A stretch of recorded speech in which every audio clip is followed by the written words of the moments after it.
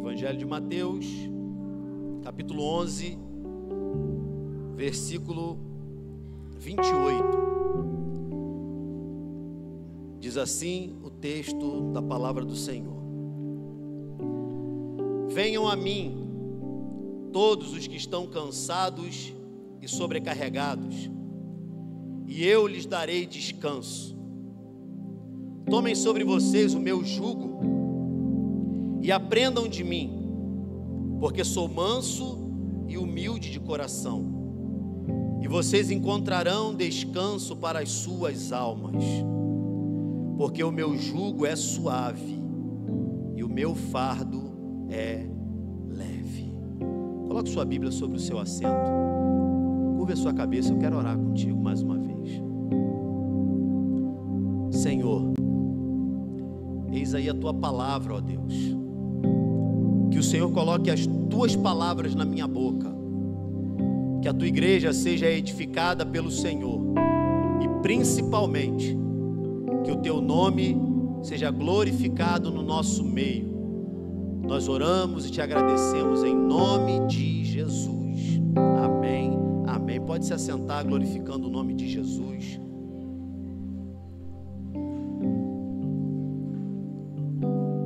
Poucas coisas têm o poder de comunicar tanto ao coração do homem quanto o evangelho do reino de Deus. Poucas coisas nessa terra têm um poder tão grande de se comunicar com quem a gente é e com quem a gente deveria ser do que o evangelho de Jesus.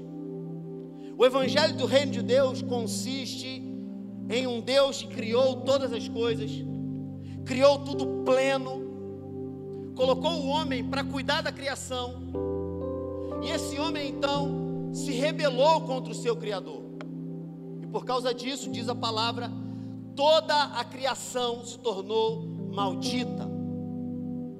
Quando Deus se depara com aquilo que o homem havia feito em Gênesis capítulo 3, ele diz para o homem: maldita é a terra por tua causa.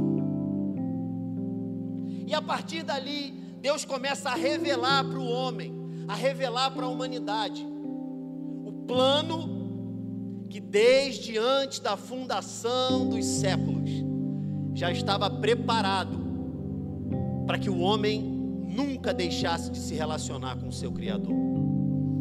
Mas o fato é que os homens fogem de Deus. E as primeiras gerações nós observamos os homens fugindo do Deus verdadeiro, porque a presença desse Deus verdadeiro revelava e explicitava quem os homens realmente eram naquele momento. As gerações passam e chega um dado momento em que Deus escolhe um homem, e através desse homem ele começa a se reapresentar para os seres humanos. Através de Abraão, a Bíblia mostra que Deus novamente começa a se reapresentar para a humanidade. E nessa noite aqui, Deus para algumas pessoas está dizendo: muito prazer, eu quero me reapresentar para você. Porque na nossa caminhada de fé, na caminhada daquilo que nós consideramos como uma vida, do dia que você nasce até o dia que você morre, inúmeras são as coisas que acontecem com você. Muitas dessas coisas foi porque você tomou decisões ao longo da sua vida. Para algumas coisas, simplesmente você se tornou refém ou vítima de alguma das circunstâncias. Mas a grande questão não é o estado no qual você se encontra agora. A grande questão é que existe um Deus que criou você de maneira plena e depositou em você um potencial para ser ativado justamente quando você se reencontra com Ele. Por isso não importa quanto tempo você faz parte de uma religião, todo homem e mulher na face da terra precisa ter um encontro com o seu Criador, um encontro com Deus que ativa em você e resgata em você aquilo que você realmente foi criado para ser. E a partir de Abraão, o texto bíblico diz, a partir dele, a partir da descendência dele, seriam benditas todas as famílias da terra. E da descendência de Abraão, Deus já tinha declarado: nasce um homem. E esse homem não era simplesmente como mais um que todo mundo já viu. Não era simplesmente mais um que todo mundo já tinha conhecido.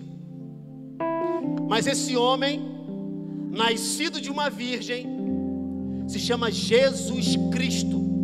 E Ele é o Filho de Deus. É esse a quem nós anunciamos aqui, dia após dia. Aquele que é o Verbo que no princípio era Deus e que estava com Deus. O Verbo por meio do qual tudo foi feito e sem o qual nada existiria. Esse Verbo que se esvaziou da sua glória, se tornou semelhante aos homens e sendo reconhecido em figura humana, a si mesmo se esvaziou e foi obediente até a morte, e morte de cruz. E por causa disso, Deus o exaltou soberanamente e lhe deu o nome que está acima de todo nome, para que ao nome de Jesus se dobre todo o joelho no céu, na terra e debaixo da terra, e toda língua confesse que Jesus Cristo é o Senhor, para a glória de Deus. Aleluia!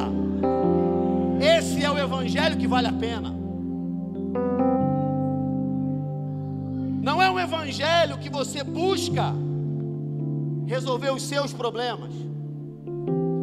Não é um evangelho que você busca ficar rico.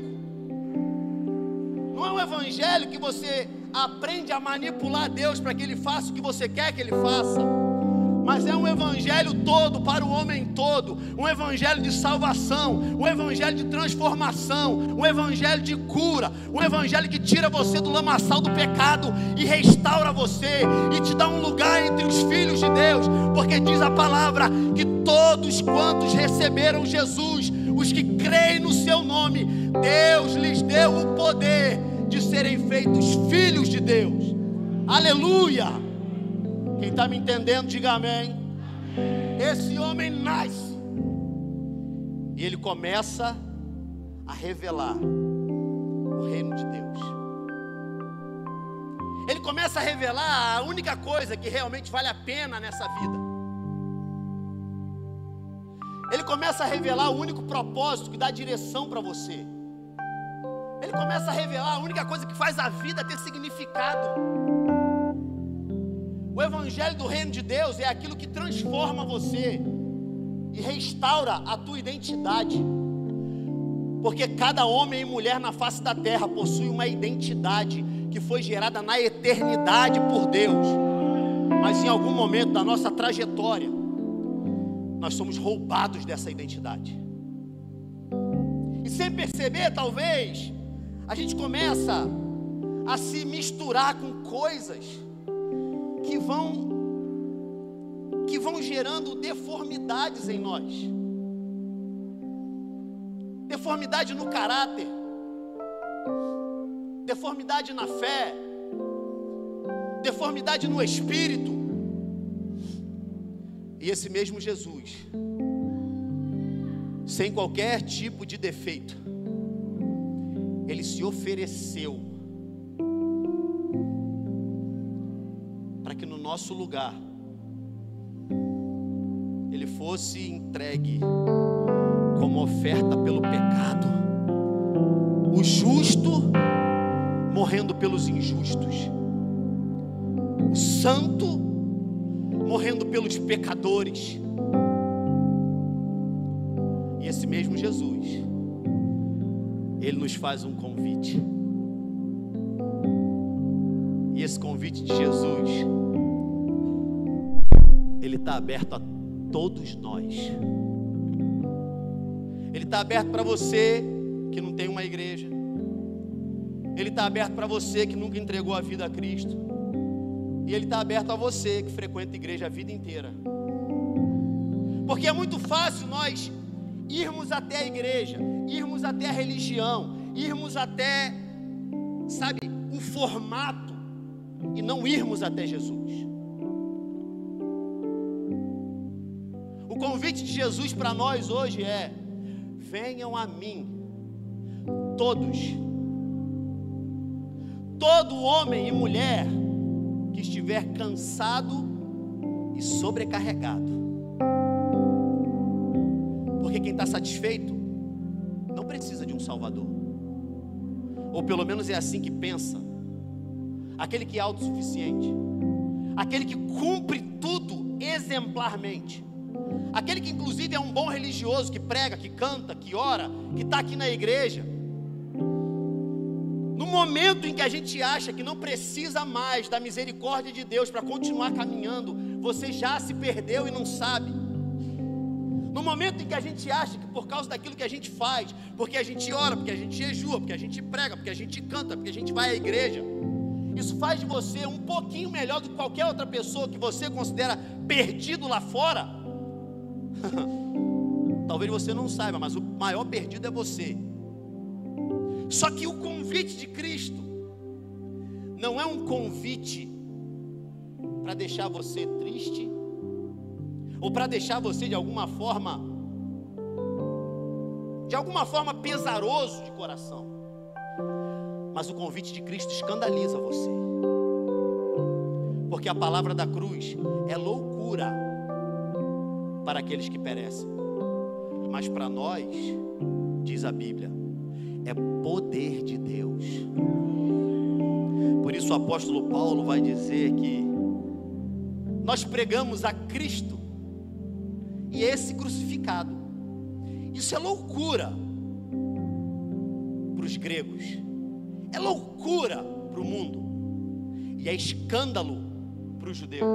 Paulo está dizendo, olha, para aqueles que você considera que estão longe de Deus, quando você anuncia a palavra da verdade, a palavra do evangelho da cruz, um evangelho cujo Cristo não morreu para você ficar rico, mas para que você seja salvo, um evangelho de um Cristo que não morreu para resolver os seus problemas, mas para solucionar o único problema insolucionável da face da terra, que era o problema do relacionamento do homem com Deus. Quando alguém se depara com esse evangelho, a primeira pergunta que nós fazemos, mesmo que de maneira inconsciente: e o que eu ganho com isso? Tudo que Cristo tem para nos oferecer é o reestabelecimento de um relacionamento com Deus. Só que a maioria das pessoas não percebe, João, que o restabelecimento desse relacionamento do homem com Deus traz o homem exatamente para o único lugar onde ele pode, de maneira plena, desfrutar de absolutamente tudo. Tudo aquilo que a vida trouxe até você e que arrasta você para longe da presença de Deus, só é restaurado, só é restabelecido quando nós estamos em Cristo. Porque diz a palavra, portanto, aquele que está em Cristo, nova criatura é. As coisas velhas se passaram e tudo se fez novo. Agora, automaticamente, quando você está no lugar sendo moldado por Cristo, você automaticamente se torna alguém que está sendo habilitado, que está sendo capacitado, que está sendo moldado para poder desfrutar de todas as outras coisas. Não é à toa que Jesus ensinou: não andeis ansiosos por coisa alguma. Olhem para as aves do céu, elas não plantam e nem ajuntam em celeiros, mas eu digo para vocês que não tem um dia sequer que elas fiquem sem comer. Olhem para os lírios do campo, eles não tecem fios e eles não produzem roupas, mas eu digo a vocês, nem Salomão em toda a sua glória se vestiu como qualquer um deles. Se Deus cuida assim da erva do campo, que hoje existe e amanhã é lançada fora, quanto mais cuidará de vocês, homens de pequena fé. Busquem, pois, em primeiro lugar o reino de Deus e a sua justiça, e todas essas coisas vos serão acrescentadas. Então, quando você compreende para o que Jesus te chamou, você deixa de ficar ludibriado pelos holofotes da religiosidade. Você deixa de ficar ludibriado pelos holofotes dos prazeres da sua própria carne. Você deixa de ficar ludibriado por aquilo que até mesmo um dia você desejou. Porque quando a graça do Evangelho brilha diante de você, ela primeiro mostra para você o estado que você está, e traz à sua memória aquilo que pode te dar esperança, que é justamente o plano original de Deus para a tua vida e para a tua história. E quando o homem, ele é reconectado com isso, você começa a vivenciar uma transformação que a Bíblia chama de santificação. É impossível para você que diz assim: ah, mas eu vou para a igreja não, porque eu ainda faço isso, isso. Quando eu parar eu vou para a igreja. Sabe que dia você vai vir? Porque é impossível. Quando Jesus apresentando aos discípulos o Evangelho do Reino de Deus, olhe para mim por favor. Um homem chegou e disse assim: bom mestre, o que eu preciso para herdar a vida eterna? Por que você está me chamando de bom? Jesus respondeu: das coisas boas só o Pai faz.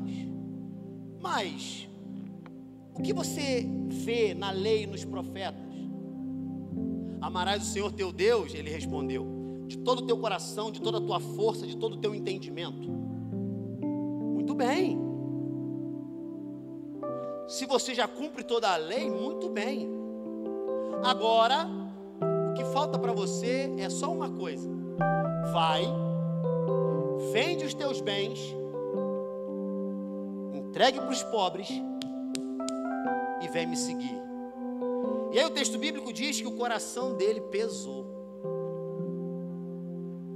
porque ele não estava disposto a fazer isso por Jesus.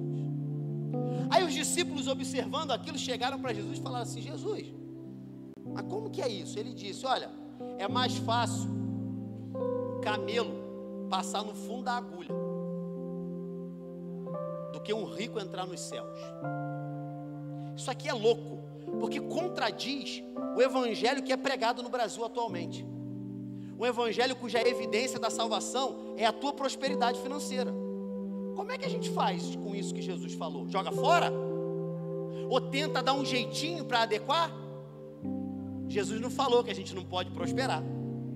Jesus não falou que ninguém pode ser rico. Jesus não falou que a gente não pode construir coisas. O que ele falou é que é mais fácil passar o camelo no fundo da agulha do que um rico entrar no céu. Aí os teólogos e comentaristas bíblicos criam toda sorte de comentários dependendo da sua própria objetividade. O fato é, Jesus deixou claro que a única coisa nessa terra que ele comparou com Deus se chama dinheiro. Porque depois ele diz: ninguém pode amar a Deus e a mamon, dinheiro, a riqueza. Por isso eu digo para você, se você em algum momento entrou numa igreja porque você queria prosperar, você está enquadrado no que Jesus falou. Porque Jesus não morreu na cruz para você ficar rico. Jesus morreu na cruz para você ter vida eterna. Nunca faça com que as coisas que são acrescentadas se tornem o plano principal de Deus. Elas não são. Duro é esse discurso, pastor. Quem pode ouvir? Você. E aí, os discípulos olharam para Jesus, como você deve estar pensando aí, questionando na sua cabeça, e disseram assim: Senhor, então quem que vai ser salvo? Assim ninguém vai ser salvo, Jesus. Aí ele falou: agora vocês entenderam tudo. Porque para o homem é impossível, Marcelo. Para o homem é impossível, Lucas. Ele completa: mas para Deus nada é impossível. Sabe o que isso significa? Significa que independente da tua condição social, independente de quem você já foi e de quem você é, independente do que hoje gira em torno da sua história, quando Deus chama alguém, Ele está capacitando você a dizer sim a esse chamado. Porque se para os homens é impossível, para Deus nada é impossível. Então Deus salva os pobres, Deus salva os ricos, Deus salva os gordos, Deus salva os magros, Deus salva os que se vestem bem, Deus salva os que se vestem mal, Deus salva todo tipo de homem. Somos nós que queremos nomenclaturizar as pessoas na igreja. Aliás, a gente agora está até formando área VIP para aqueles que a gente considera mais especiais, com o pretexto de que não, porque tem uns famosos que chegam na igreja e as pessoas ficam tietando e a pessoa não consegue cultuar. Estava acontecendo isso na igreja primitiva também. Aí Tiago escreveu uma carta. O mal é que a nossa geração não lê Bíblia e repete os erros do passado. Depois você chega em casa e lê a epístola de Tiago, que você vai ver o que Tiago fala sobre fazer isso na igreja. Então, a gente fica tentando adequar o evangelho àquilo que a gente já acha que o evangelho tem que ser. O chamado de Jesus é: venham a mim todos os que estão cansados e sobrecarregados. O problema, sabe qual é? A gente quer convencer pessoas que não estão cansadas, não estão sobrecarregadas, que o evangelho é um meio para que elas possam conseguir ainda mais coisas. E aí nós usamos métodos carnais para trazer pessoas para a igreja, e vamos ter que continuar usando métodos carnais para que elas se mantenham na igreja. Mas o evangelho todo é para o homem todo. O evangelho todo é para o homem todo. É o evangelho, não é o circo que a gente monta, não é o playground gospel que a gente inventa. Vocês já repararam nas nossas músicas? Ninguém nunca reparou as músicas que a gente tem tocado ultimamente? E eu não estou me referindo especificamente aqui à igreja, não. As músicas têm a tendência, as músicas de alguns anos para cá, de cada vez mais infantilizar você. Ah, mas Jesus falou que a gente tem que ser como as criancinhas. Jesus falou que a gente precisa ser com uma entrega como das crianças, a inocência como das crianças. Mas Jesus não disse que a gente tem que continuar sendo imaturo como as crianças. O que a gente canta, a gente aprende. A gente repete, canta. E daqui a pouco o que a gente faz é transformar o nosso evangelho na música que a gente cantou. Por que eu estou dizendo isso? Eu estou dizendo isso porque o chamado de Jesus, o chamado de apresentar o evangelho para o homem, é um chamado que primeiro traz você para um lugar onde só Ele pode acessar você. Porque Ele diz: venham os que estão cansados e sobrecarregados, porque eu aliviarei vocês. Eu vou dizer um negócio aqui que eu espero que você consiga ouvir. Irmão, se você vier aqui para a igreja porque você gosta muito da pregação, ou da palavra, ou do louvor, ou do pessoal, você corre o seríssimo risco de se frustrar. Porque vai chegar um dia que eu vou falar um negócio que você não vai gostar. Vai chegar um dia que vão cantar um negócio que você não vai gostar. E aí você vai perceber que você nunca esteve aqui por causa de Jesus. Mas se você chega ao evangelho entendendo que porque você está cansado e sobrecarregado, Jesus é o único que pode te aliviar, irmão, você pode se reunir num templo como esse, você pode se reunir num lugar muito luxuoso, ou você pode se reunir debaixo de uma árvore. O mesmo evangelho do reino de Deus, ele se manifesta aonde a igreja se reúne. Então Jesus se torna tudo aquilo que nós viemos fazer aqui. Jesus se torna o foco do que você faz aqui. Jesus se torna a motivação que tira você de casa para cá. Jesus se torna inclusive o conteúdo daquilo que você canta, daquilo que você prega, daquilo que você ora e daquilo que você vive. Porque é muito fácil a gente se acostumar com uma rotina religiosa e pautar a vida da gente a partir dessa rotina religiosa. Eu sempre digo, a religião é ótima em te dar compromissos semanais. Ela muda os teus compromissos semanais. De repente, quem não é crente, domingo não vai na igreja, mas agora que você virou crente, aí no domingo você vai na igreja. Sei lá que dia você se reúne de novo.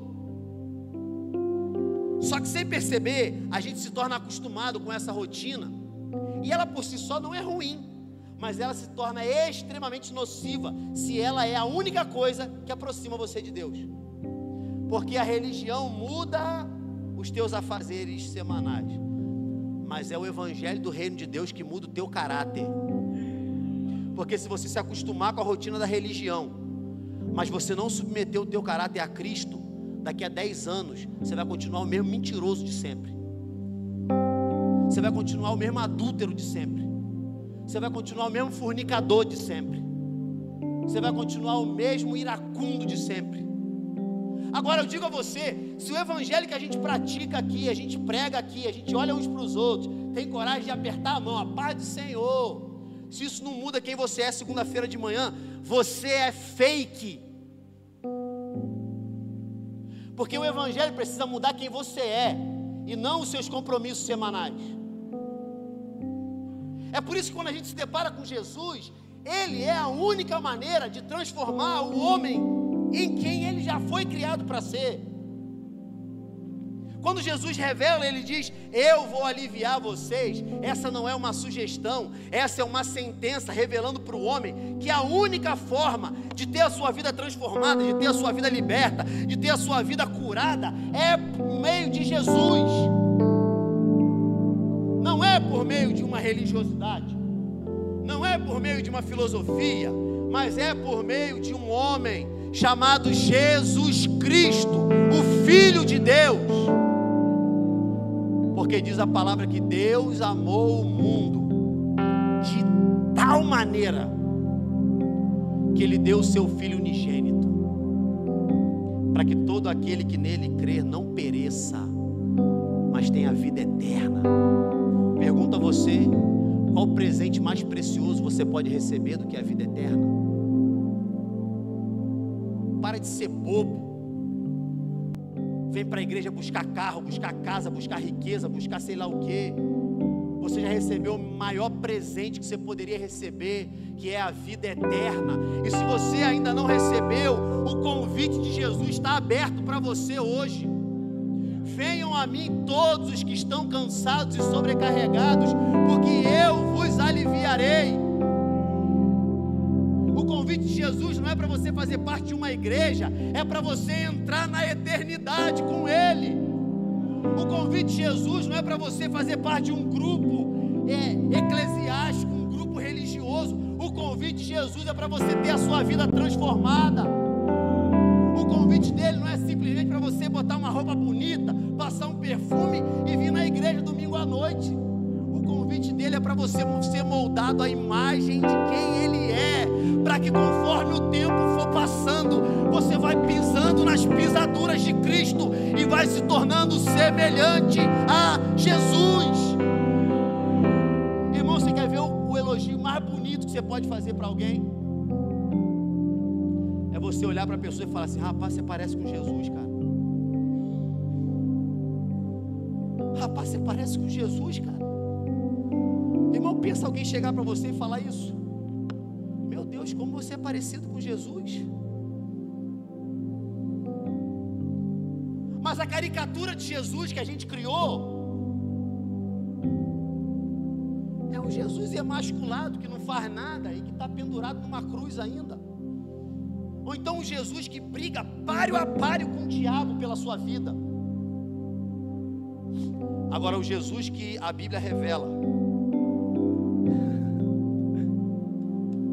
Ele é o Alfa, Ele é o Ômega, Ele é o Rei dos Reis, Ele é o Senhor dos Senhores, Ele é o leão da tribo de Judá, aquele que vem para vencer, aquele que diz o sim e o amém, aquele que era, que é e que há de vir.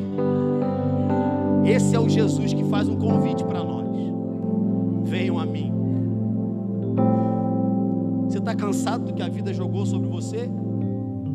Vem para Jesus. Você está sobrecarregado e não sabe mais como lidar com as situações que estão acontecendo? Vem para Jesus. Você está cansado do que a religião fez com você, do jeito que a religião machucou você? Vem para Jesus. acha assim, não, porque eu fui muito ferido na igreja. A igreja não vale nada. Irmão, eu te pergunto, se alguém errar uma conta de matemática, errou a tabuada, a matemática invalidou também?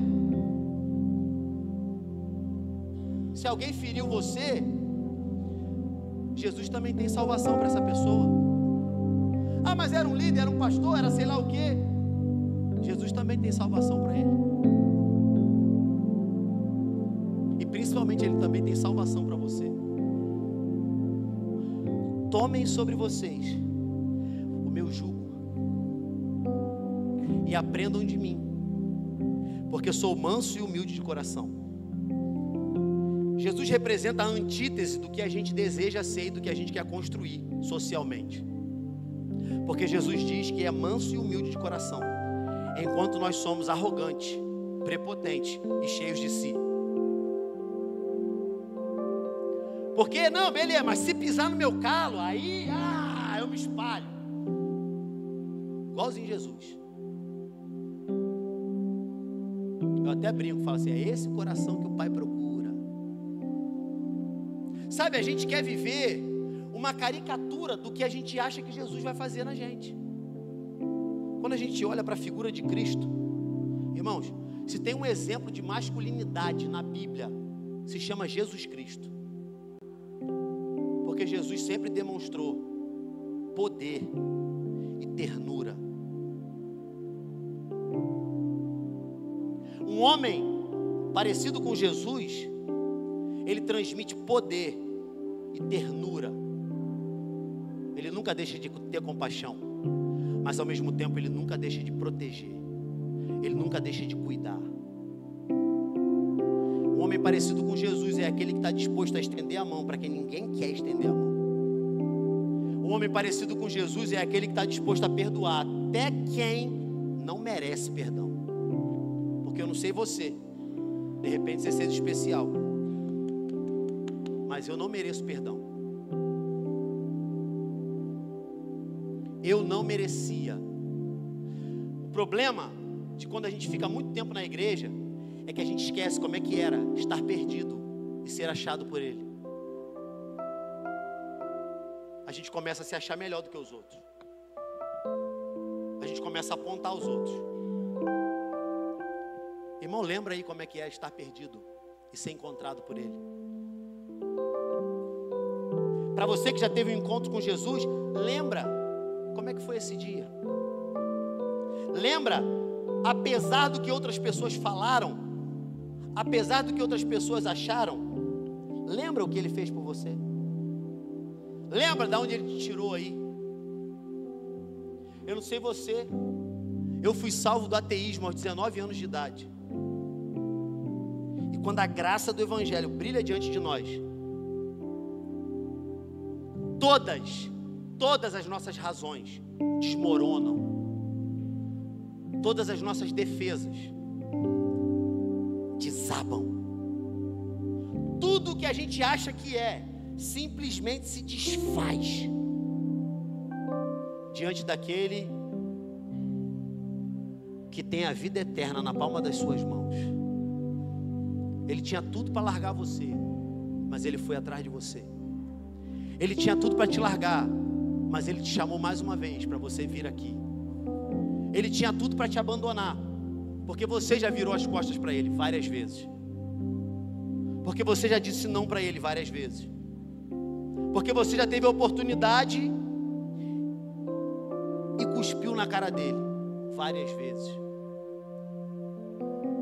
Mas mesmo assim, esse amor escandaloso que Jesus revela é o amor de um Deus que está sempre disposto a resgatar quem a gente é.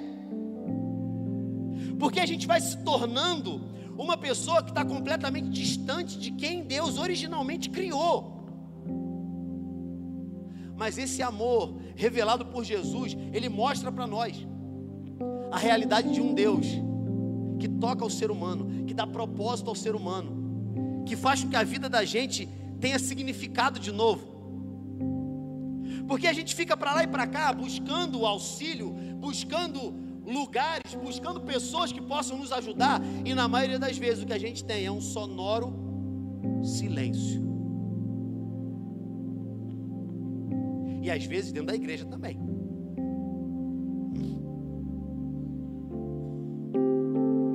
Vocês vão alcançar misericórdia e vão alcançar descanso, disse Jesus. Há quanto tempo você não consegue descansar? Irmão, tem gente que veio aqui hoje e que tem vários dias que você não consegue dormir. Você só volta para casa do mesmo jeito se você quiser. Quando a gente chega até Jesus, a gente apresenta a Ele absolutamente tudo que está pressionando a gente, e é Ele que alivia. Ele disse: tomem o meu jugo. Sabe o que é jugo, irmão? Jugo é aquele aparelho que bota no pescoço do boi para carregar a carroça. Ele diz: tomem o meu. Sabe por quê? Porque quando você se encaixa, você começa a andar no mesmo passo que Ele, você começa a ficar na mesma altura que Ele, e você começa a regular, inclusive a forma da sua passada com a passada dele. Tomar o jugo de Jesus é andar absolutamente no mesmo passo que Ele. É por isso que a caminhada com Cristo não é um dia vir aqui levantar a mão e a partir daí nunca mais vem arrependimento. Que a caminhada com Cristo é se arrepender de quem você é todo dia. A religiosidade às vezes nos ensina que a gente tem que se arrepender do que a gente faz, do que a gente fala e do que a gente pensa. Mas Jesus nos ensina que a gente precisa se arrepender de quem a gente é. Porque se a gente não morrer e não nascer o novo homem, a gente nunca vai ver o reino de Deus. Ele continua, ele diz: e aprendam de mim, porque sou manso e humilde de coração, e vocês encontrarão descanso para as suas almas, porque o meu jugo é suave e o meu fardo é leve. Você só volta para casa carregando um fardo pesado hoje, se você quiser. Você só volta para casa carregando o mesmo fardo que você chegou aqui, se você quiser. Você sabe qual é o grande problema? O grande problema, Daiane, é que muitas vezes a gente terceiriza o que a gente deveria fazer. E aí, estando numa igreja onde você chega aqui e na hora do louvor, meu irmão, a galera cantando com força, glorificando, você até entra no ambiente, porque a palavra diz que Deus habita em meus louvores. E aí você entra no ambiente, você é tocado pela presença, você se envolve no que Jesus está movendo no ambiente. Só que é muito fácil a partir daí você simplesmente terceirizar o que você deveria fazer. Porque quando Jesus diz: venham a mim, Ele não diz: alguém carregue o outro até a mim. Ele diz: venha. Isso indica que você precisa mudar de posição, você precisa efetuar uma ação e você precisa se encaminhar até um destino. O que você quer dizer, pastor? Eu quero dizer que existem áreas da sua vida que talvez você até hoje não tenha entregue a Cristo. Eu quero dizer que talvez existam algumas áreas da sua existência que mesmo que você tenha entregado a sua vida a Cristo, você não tenha submetido algumas dessas áreas a Ele. Porque machuca, porque dói, porque provoca em você desconforto, mexer em algumas coisas, mas Ele diz: o meu fardo é leve. É impossível você se manter caminhando no Evangelho e o seu fardo continuar sendo pesado. Porque tem pessoas que falam assim: venha para o Evangelho e pare de sofrer. Irmão, está certo isso? Tá e não está. Porque a vida, a Bíblia revela, o sábio Salomão, o sol nasceu para justos e injustos. Então as coisas corriqueiras da vida você vai experimentar, irmão. Doença vai dar em gente mesmo. Tristeza, vai ter dia que você vai estar triste. Vai ter dia que vai acontecer alguma coisa que você não vai ter controle. Agora, a diferença é que Cristo vai estar com você em todas essas circunstâncias. Por outro lado, venha para o Evangelho e pare de sofrer. Está certo, por quê? Porque você deixa de ser escravo de Satanás. Você deixa de estar debaixo do jugo do capeta. Você deixa de estar submetido à cultura do presente século. Então o sofrimento longe de Deus que você sofria porque a sua alma está desconectada do Criador, acaba. A eternidade começa na sua história no momento em que você recebe o Senhor Jesus. Então você para de sofrer sob o jugo do diabo e você passa a ser restaurado. Você passa a ser carregado até que você consiga caminhar no jugo de Jesus. Você deixa de ser esmagado pelo fardo, o fardo da depressão, o fardo da ansiedade, o fardo das doenças psicossomáticas, o fardo das suas emoções controlando você, o fardo dos seus relacionamentos frustrados, o fardo dos seus abandonos, o fardo das pessoas que traíram a tua confiança. Você pega esse fardo e você troca com ele. E lançando sobre ele toda a vossa ansiedade, porque ele mesmo tem cuidado de vocês. E aí você troca o fardo com Jesus, e você começa a perceber que realmente o fardo dele é muito leve, porque o fardo dele não é algo que você vai carregar, pelo contrário, é algo que vai ajudar você a caminhar. Aí por outro lado ele diz assim: aquele que não negar a si mesmo e não tomar a sua cruz, não é digno de mim. Sabe o que significa? Significa que se você ficar toda hora com um pezinho lá em quem você era e não querendo avançar no que Cristo está tornando você, você não é digno dele. Se você tem medo de se lançar naquilo que ele está levando você, na temporada que ele está introduzindo você, você não é digno dele. Ele falou. Ele disse até, e eu vou abrir um parênteses aqui: aquele que amar pai e mãe mais do que a mim, não é digno de mim. Aquele que amar o filho ou a filha mais do que eu, não é digno de mim. Irmãos, tem noção do quanto que isso contradiz na nossa lógica? Mas é aí que você percebe que o reino de Deus é o reino de ponta cabeça. É o reino que simplesmente desfaz os nossos castelinhos de carta. Você começa a perceber que a lógica do Evangelho é perder para ganhar. Você perde a razão para alcançar a misericórdia. Você perde a arrogância para ser perdoado por Deus. Você confessa, você se arrepende, você se submete, você se humilha. Porque Jesus disse que aqueles que se humilham serão exaltados. Então quando você compreende isso, não é meramente um discurso religioso, a filosofia de uma igreja que convence você. Não é tampouco as coisas que você faz para a instituição que vão manter você no caminho de Cristo, mas é quando você é ativado pela mente de Cristo, é quando o Evangelho toca em você, é quando o Espírito Santo habilita você a se tornar alguém que vive em arrependimento. E aí, irmão, eu sempre falo aqui, e não é brincadeira, irmãos, a gente não precisa ter nada, se a gente tiver Jesus, é suficiente. A gente está construindo, a gente está avançando. A gente conquistou esse galpão, legal. A gente botou aqui um som legal, e aí, legal. Irmão, por favor, não comemore agora. Já avisei antes a gente vai botar o ar-condicionado. Legal.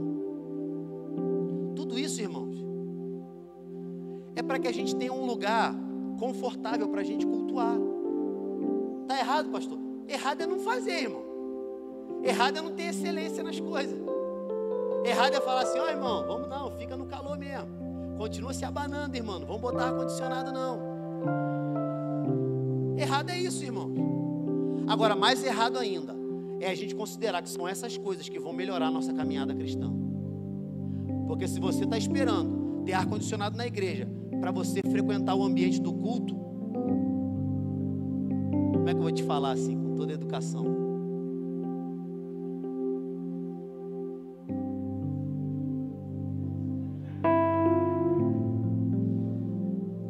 O Wallace já ficou pensando que vai falar assim: não vem mais não, Tem isso não, irmão. Eu só ia falar para você assim: compra um aparelhinho aí, pô, pelo menos. Ajuda a gente, oferta. Irmão, não falei na hora da oferta para não emocionar você. Mas tá na internet, agora já era. É aquele negócio que às vezes eu falo antes de pensar, né? Mas vou falar mesmo assim. Irmãos, esse mês a gente teve alguns gastos extras. A gente teve que fazer o certificado digital da igreja, teve que comprar algumas coisas. Eu vou ter que pagar o aluguel amanhã e não tem o valor na conta não, irmão. O que eu podia ter feito? Chega aqui na hora da oferta. Não, Wallace, deixa que eu falo. Aí faço aquela apelação para emocionar você.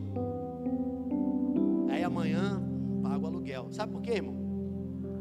Quem vai ter que ligar pro cara amanhã, se não tiver, sou eu, pô. Agora pensa só, se nós formos uma igreja que só está aqui para manter as coisas funcionando, a gente não vai avançar nunca. E agora eu não estou falando de dinheiro. Eu estou falando que eu estou esperando a hora que você vai se comprometer a manifestar o que Deus derramou em você. Ou você só vai vir para cá para ficar sentado olhando para a minha cara? Você desculpa eu falar com essa franqueza assim? Não, desculpa não, irmão. Que mané desculpa? Preste atenção numa coisa. Tudo que eu mais desejo é ver o reino de Deus sendo manifestado através de você. Tudo que eu mais desejo é ver você pregando, é ver você cantando, é ver você fluindo, é ver você orando, é ver você evangelizando, ganhando gente. Tudo que eu mais desejo é ver você servindo na igreja. Tudo que eu mais desejo, acima de todas as coisas, é ver você todo dia se arrependendo de quem você é. Porque a igreja que vai impactar essa cidade não é a igreja que tem mais recursos para fazer mais coisas. É a igreja que está mais humilhada aos pés de Jesus, para que o reino se mova através dela. Aleluia. Então cadê você comigo na reunião de oração? Glória a Deus. Cadê você quando eu marco oração aqui comigo? É terceirizar a fé ou não é? O pastor está lá orando por nós, glória a Deus. Irmão, glória a Deus mesmo. Mas por que você não vem? Tem coisa que só o pastor da igreja pode falar, né? Mas você não sabe como é difícil falar. Você achou que foi difícil ouvir? Você não sabe como é difícil eu falar isso. Só que, irmãos, se alguns de nós aqui, que viemos de outros contextos já de igreja, se você estiver aqui repetindo simplesmente o que você já fez até hoje, os resultados que você vai obter, você já sabe quais são. Daqui a um tempo você vai ficar aborrecido comigo, vai embora daqui por qualquer motivo e vai arrumar outro lugar. E vai repetir de novo, aonde você for, as mesmas coisas.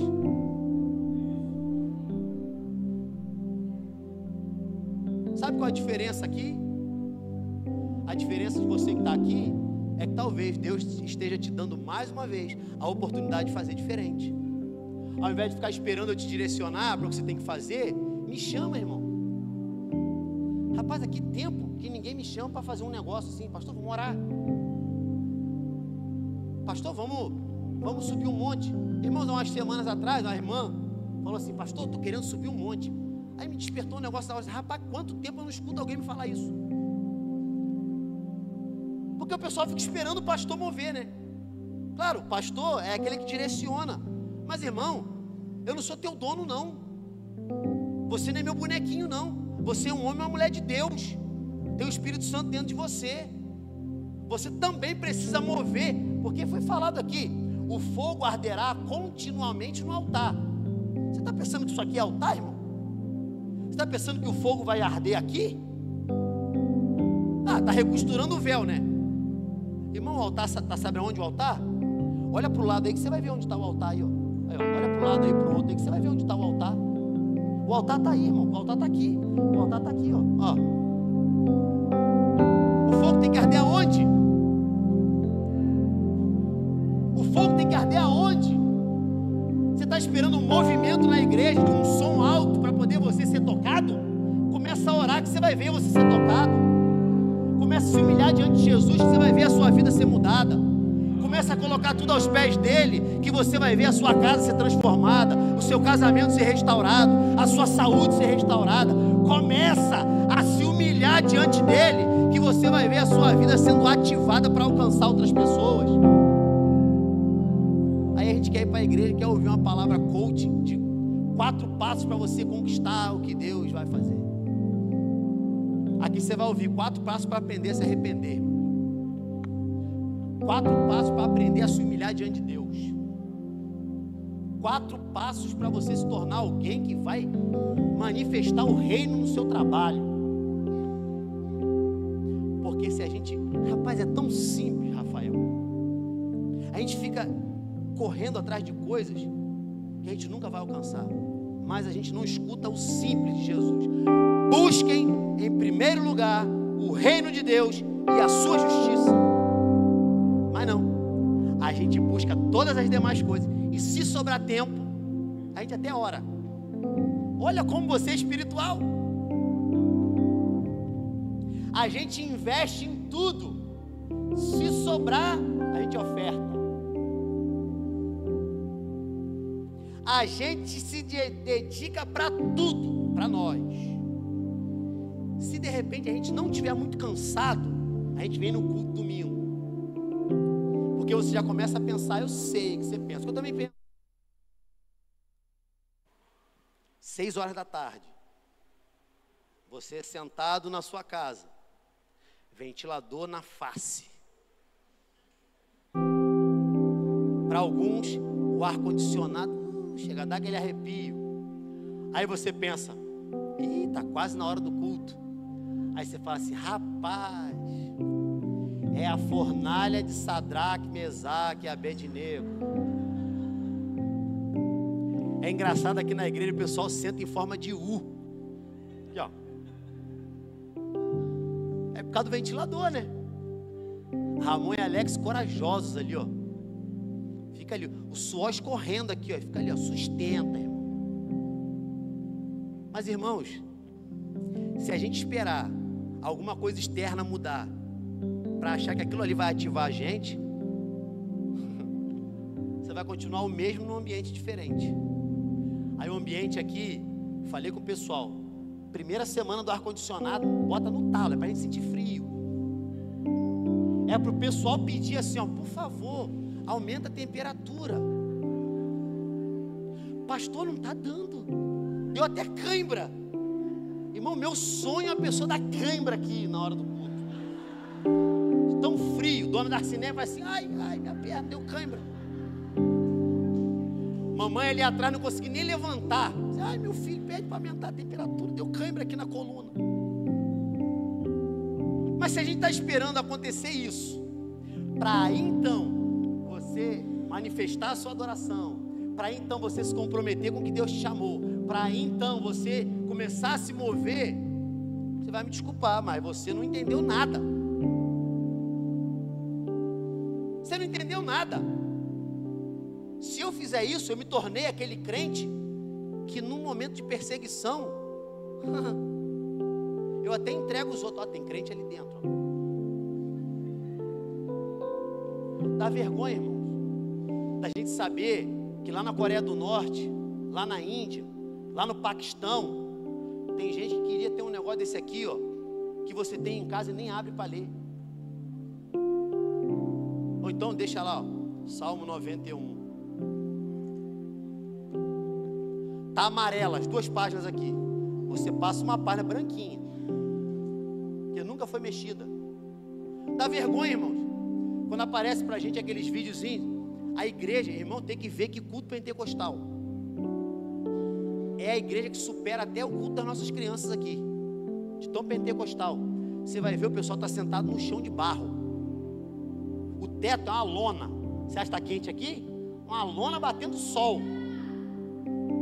E o povo está lá, glória a Deus, dando quase rabo de arraia, irmão. E a gente aqui, não sei você, né? Vai ficar assim, não vou levantar muito o braço não, que se eu me mexer muito vou suar mais. Vou ficar mais paradinho, porque se eu não me mexer tanto, o ventilador vai batendo aqui, aí eu fico tranquilo. Irmão, está errado vocês ficarem desconfortáveis? Não, é legítimo, é legítimo. Só que olha a quantidade de coisa que a gente permite que se coloque entre nós e Jesus. Você está pensando que está com calor e eu não estou, não? Fica aqui com essa luz batendo na sua cara para você ver. Semana passada eu de blazer aqui. Sabe o que é isso, irmão? Isso é porque ou eu sou meio doido, ou então eu já estou enxergando alguma coisa que a igreja tinha que começar a enxergar junto comigo também. Sabe o que eu estou enxergando? Não é o ar-condicionado instalado, não. É gente que vai ser alcançada por essa live, é gente que vai ser alcançada por essa igreja, é gente que mês que vem, quando a gente estiver lá na Praça da Cidadania, anunciando o Evangelho de novo, você vai estar lá também, evangelizando, orando, estando lá conosco. São os seus vizinhos que você vai começar a chamar para cá, é gente que trabalha com você, é gente da sua escola. Irmão, você quer ver uma alegria no meu coração? Vou confessar um negócio aqui para vocês. Alegria no meu coração, irmão. Quando eu chego na igreja, aqueles dois meninos estão sentados ali, ó, João e Daniel. Sabe quem são aqueles meninos ali? Aqueles meninos ali são meus alunos. Eu dou aula para eles lá no Domingo Sávio, desde o ano passado. Aí dando aula para eles, por algum motivo, eles enxergaram alguma coisa em mim. E aí estão aqui, são membros da igreja e vão ser batizados mês que vem. É disso que se trata, irmão. Agora sabe o que acontece? Sabe o que acontece? Vou fazer entrevista agora. Presta atenção no detalhe. Qual foi o dia que eu fiquei pregando o evangelho para vocês na sala de aula? Você está entendendo o que é? O evangelho que você fala, as pessoas têm que ver em você, pô. Aí alguém olha para você e fala assim: meu irmão, o cara é parecido com Jesus, vou lá ver o que é. Aí um dia eu estou aqui sentado, nesse mesmo lugar que eu fico aqui, onde Jéssica está aqui. Daqui a pouco eu cheguei na igreja, um pouquinho mais cedo, aí estava sentado aqui, faço assim, olho para trás, eles dois ali. Eu falei: rapaz, que alegria. Aí fui lá, abracei. Aí falei: caramba, que legal. Aí falei: pô, maneiro, os garotos vieram. Aí olha só agora a minha humanidade se manifestando. Falei: rapaz, que legal. Que legal. Que legal. Irmão, daqui a pouco pensa que não. Quem estava aqui no culto das crianças do ano passado? Quem estava aqui? Culto das crianças, eles estavam aqui. Aí Gabrielzinho pregou, né? Vocês lembram, né? Fizemos um púlpito miniatura. Ele sentadinho, cada perninha dele, começou a pregar o evangelho. Eu te pergunto, quantos anos ele estudou de homilética? Quantos anos ele estudou de hermenêutica? Quantos anos ele estudou de teologia sistemática? Estou dizendo que isso não é importante, não. É importante. Mais importante do que isso, quanto de Jesus tinha naquele menino aqui? Irmão, não tinha um na igreja aqui. Não tinha um na igreja que não estava com a cara lavada. O menino pregou 15 minutos. Até hoje eu me lembro. Se você crê em Jesus, a sua casa está sobre a rocha.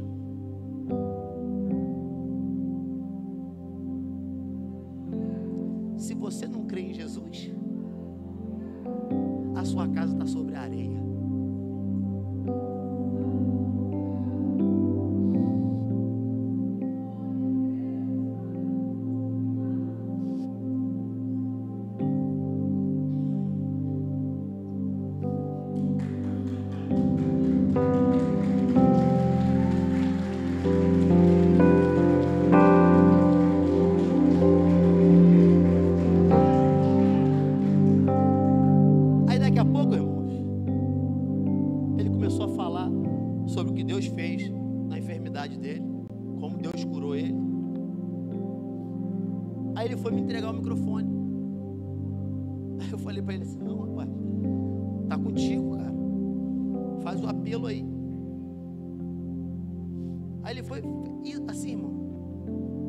Aceitar Jesus? A gente que fica querendo aprender técnica. Ele olhou: quem quiser aceitar Jesus, vem aqui na frente. Aí eu subi aqui, peguei o microfone. Quando eu olho, um mar de gente aqui na frente. Olhei para o lado, estavam os dois meninos aqui na frente.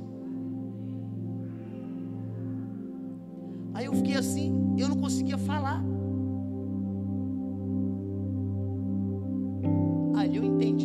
assim, cara. Ali eu entendi que essa igreja aqui, a gente não precisa de muita coisa não, gente. A gente só precisa de Jesus, cara. A gente não precisa de muita coisa, a gente só precisa de Jesus. Porque Jesus ainda é suficiente. Jesus vai continuar sendo suficiente. Se a igreja tiver tudo e não tiver Jesus, não tem nada.